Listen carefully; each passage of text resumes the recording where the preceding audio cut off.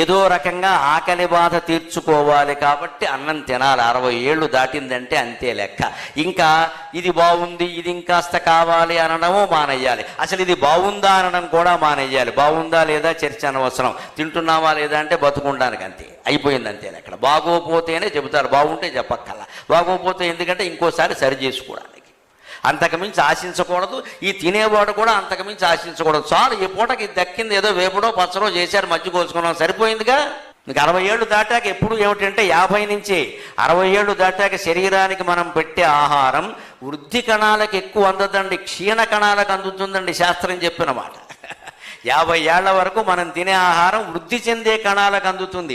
50 తర్వాత down fall అంటామే, పతనం మొదలవుతుంది. మరి పోవాలి కదా 100కైనా, పోకపోతే అలాగే. పోవాలంటే ఏం కావాలి? క్షీణించే కణాలు ఉంటాయి కదా, అవి వృద్ధి చెందాలి. అంటే తిన్న ఆహారం అప్రయత్నంగా డైవర్సో